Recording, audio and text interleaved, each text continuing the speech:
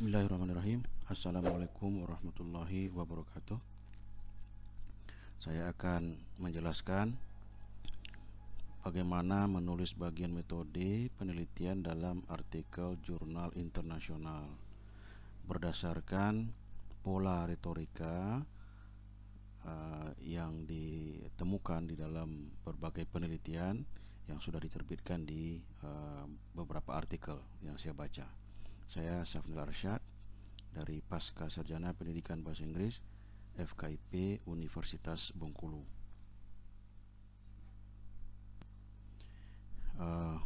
Topik ini merupakan salah satu topik di dalam buku yang saya tulis tentang masalah dan solusi dalam menulis artikel jurnal internasional. Ada beberapa masalah yang mungkin ditemui oleh mahasiswa pasca sarjana maupun peneliti muda dalam menulis artikel jurnal internasional, dan salah satunya adalah menuliskan tentang bagian metodologi penelitian. Bagian metodologi ini ditulis setelah bagian pendahuluan. Beberapa masalah yang sering dijumpai dalam draft artikel mahasiswa maupun penulis muda. Yang pertama, pemilihan metode yang kurang tepat untuk sebuah penelitian. Kurang tepat di sini dimaksudkan metode yang dipakai tidak biasa digunakan oleh peneliti lain, seperti yang sudah diterbitkan dalam jurnal. Yang kedua, penjelasan tentang metode penelitian terlalu pendek atau terlalu ringkas. Kalau secara umum itu bagian metode ini ditulis sepanjang kira-kira 15% dari panjang keseluruhan artikel kita. Jadi kalau artikel kita panjangnya 7.000 kata, maka bagian metode ini 15% dari 7.000 kata, ya sekitar 1.000 kata lebih kurang. Yang ketiga, instrumen penelitian belum divalidasi atau belum standar, sehingga pembaca masih meragukan data yang disajikan karena instrumennya belum diuji oleh pakar maupun melalui uji sampel. Yang keempat, hasil analisa data belum divalidasi. Jadi apakah cara penulis atau peneliti menganalisa data itu sudah tepat, sudah benar, sesuai standar atau belum. Ini beberapa persoalan yang sering dijumpai dalam draft artikel yang ditulis oleh mahasiswa pasca sarjana maupun para peneliti atau penulis. Nah, dalam sebuah penelitian yang saya lakukan sendiri tentang bagian metodologi dalam artikel berbahasa Indonesia dalam bidang ilmu sosial sains dan humaniora yang ditulis oleh orang Indonesia, hasil penelitian ini sudah diterbitkan di Journal of Multicultural Discourses, jurnal internasional bereputasi pada tahun 2013. Salah satu model pada waktu itu yang saya temukan adalah model yang disarankan oleh Jason M. Lim 2006. Dalam model itu ada 3 move, yaitu describing data collection procedure, prosedur pengumpulan atau pengambilan data yang bisa terdiri dari beberapa langkah atau step, yaitu description of location, description of steps in data collection, dan justifying, alasan mengapa menggunakan prosedur pengambilan data tersebut. Yang kedua, deskripsi tentang prosedur untuk mengukur variabel, seperti penjelasan tentang desain penelitian, penjelasan tentang metode dan variabel, dan penjelasan dan justifikasi mengapa seorang penulis atau peneliti memilih metode tersebut. Lalu yang ketiga, describing data analysis procedure, yang menjelaskan prosedur atau langkah-langkah menganalisa data. yang bisa berisikan statistical calculation, pengujian penghitungan statistik, data yang bersifat kuantitatif, justifying data analysis procedure, memberi alasan keterangan mengapa menggunakan prosedur analisa data seperti itu, dan gambaran hasil. Ya.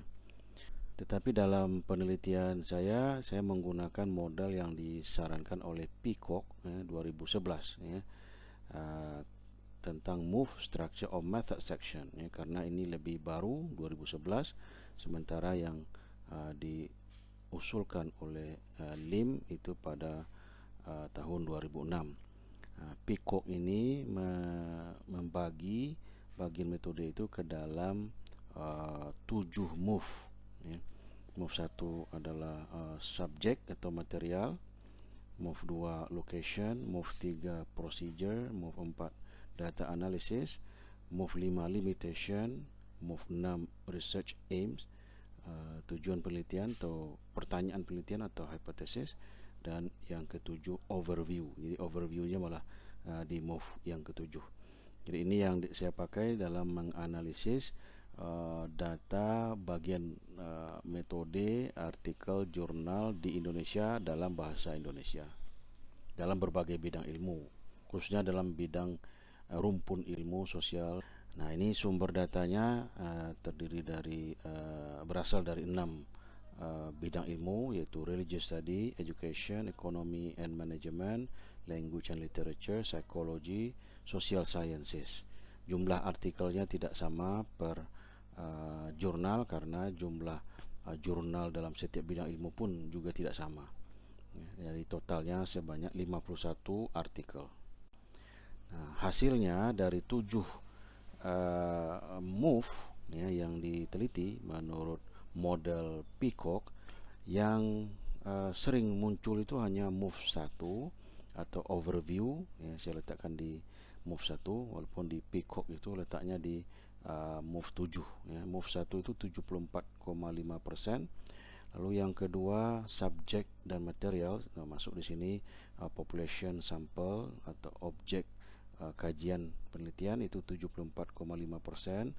Lalu procedure, data analysis procedure itu 66,7%, dan data analysis yang tadi procedure data collection procedure, sementara move 7 adalah data analysis procedure 74,5%.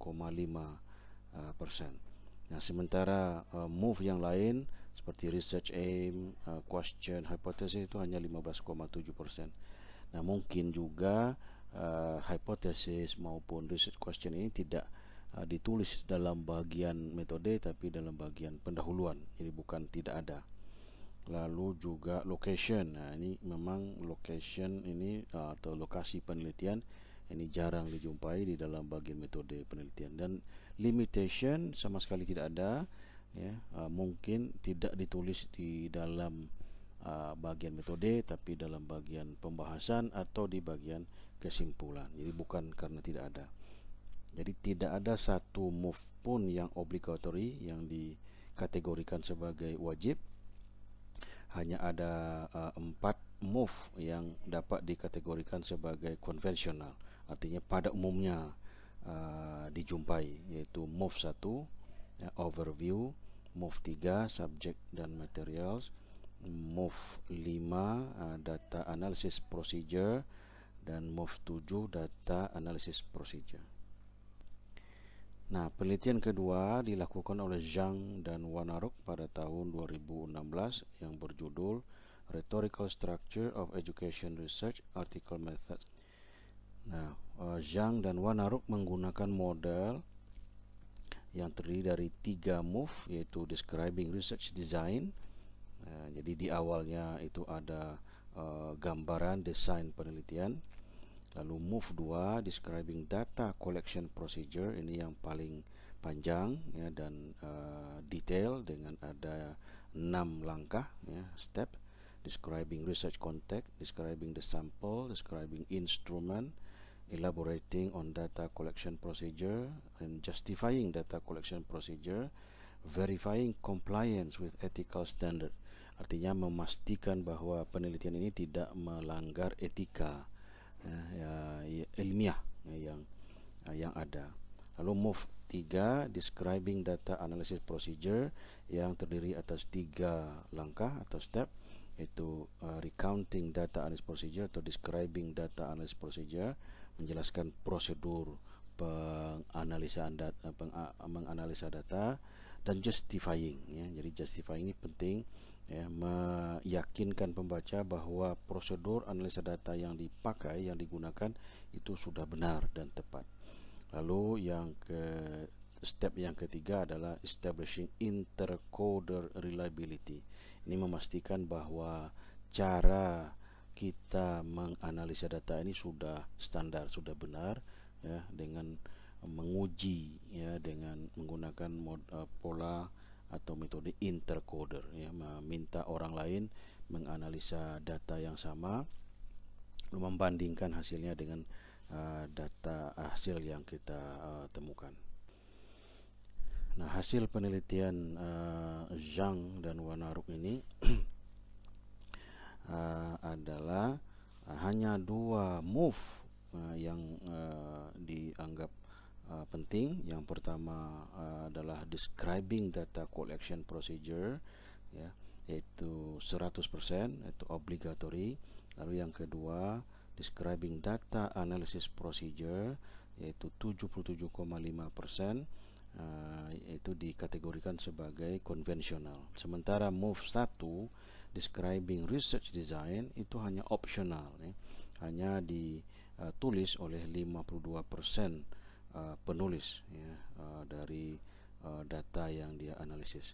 Dan sementara langkah atau steps itu ada yang banyak itu adalah opsional ya. Langkah-langkah yang opsional. Yang konvensional atau dengan persentase 60% ke atas ya, sampai 99%, nah itu describing the sample, itu banyak. Sementara yang lain itu optional. Begitu juga step dalam move 3, describing data analysis procedure, itu umumnya optional ya.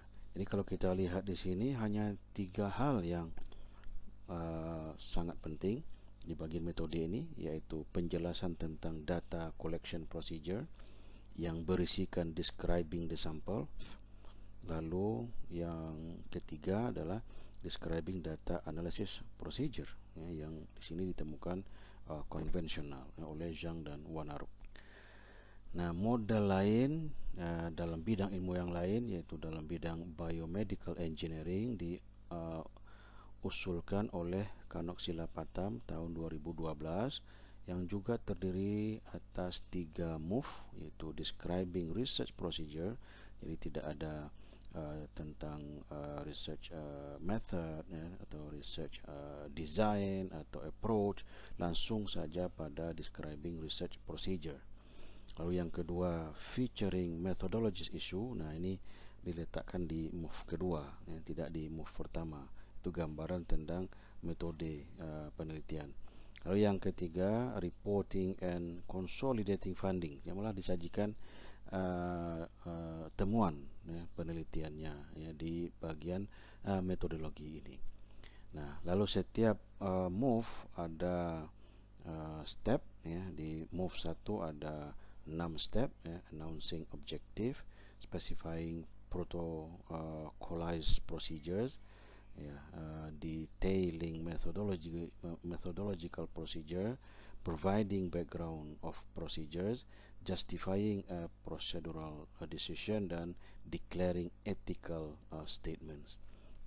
Di move 2 ada 3 step, describing participants, instrument, dan materials. Step 2 setting apparatus. Step 3 identifying data sources. Lalu move 3 reporting and consolidating findings, announcing findings, interpreting findings, comparing findings, and explaining findings ya. Jadi begitu beragamnya pola retorika bagian metode ini dari satu bidang ilmu ke bidang ilmu yang lain, dan mungkin juga dari satu topik penelitian ke topik penelitian yang lain dalam satu bidang ilmu yang sama. Lalu bagaimana caranya kita memilih atau menentukan pola retorika bagian metode yang akan kita pakai di dalam menulis artikel kita, dan termasuk dalam melakukan penelitian untuk menulis artikel ini. Ini beberapa saran. Yang pertama, sebaiknya kita mempelajari bagaimana peneliti-peneliti lain dalam bidang ilmu atau topik penelitian yang sama menuliskan bagian metode dalam artikel mereka. Jadi pola retorika yang mana yang mereka pakai? Apakah yang 3 move seperti Jason and Lim dan yang lain, atau yang 7 move seperti yang dianjurkan oleh Peacock 2011 kalau Jason and Lim itu 2006. Jadi yang mana? Ketika kita menulis mengumpulkan artikel untuk menulis bagian literature review, nah kita lihat juga bagian metode kebanyakan menggunakan model yang mana, pola retorika yang mana. Yang kedua, ikuti pola retorika yang berlaku umum dalam artikel penelitian yang sudah terbit tentang topik yang sama. Tentu kita tidak boleh mengikuti model yang dipakai oleh penulis yang artikelnya terbit di jurnal lokal ataupun di jurnal internasional yang tidak berputasi. Kita sebaiknya mengikuti pola retorika yang dipakai oleh penulis yang artikelnya terbit di jurnal yang berputasi dan high rank, yang bergengsi karena itu lebih standar karena proses reviewnya, proses editingnya itu dilakukan oleh para pakar dalam bidangnya dan dalam waktu yang lebih lama. Tuliskanlah bagian metode dengan cukup rinci. Ini jangan terlalu pendek, jangan terlalu ringkas. Kira-kira 15% dari panjang keseluruhan artikel. Jadi kita jelaskanlah secukupnya, juga tidak terlalu panjang dan jangan pula terlalu pendek. Kalau terlalu pendek, kurang rinci, maka pembaca tidak yakin dengan data yang kita sajikan karena keterangannya terlalu ringkas, terlalu sedikit. Kalau terlalu panjang juga tidak diperlukan karena di dalam sebuah artikel itu idealnya yang paling panjang itu adalah bagian hasil dan pembahasan, yaitu sekitar 60%. Sementara pendahuluan itu 20%, metode itu cukup 15%. Jadi sedikit lebih pendek dari pendahuluan lalu kesimpulan dan saran itu 5%. Jadi nomor 2 terpendek atau nomor 3 panjang di dalam sebuah artikel. Lalu yang keempat, pastikan instrumen penelitian atau prosedur analisa data sudah sah, valid, dan terpercaya, reliable. Jadi seperti yang dilakukan oleh peneliti-peneliti lain yang meneliti tentang topik yang sama. Jadi kita ikuti, jangan kita menggunakan metode yang lain sendiri daripada yang. Itulah beberapa saran dalam menulis bagian metode artikel jurnal penelitian, khususnya bagi mahasiswa pasca sarjana dan peneliti penulis muda ketika menulis artikel dalam bahasa Inggris untuk dikirimkan, disubmit ke jurnal internasional. Jadi jangan abaikan bagian metode ini karena di sinilah letak keyakinan, kepercayaan pembaca, termasuk editor jurnal, termasuk reviewer jurnal, apakah data yang kita sajikan itu meyakinkan atau belum meyakinkan.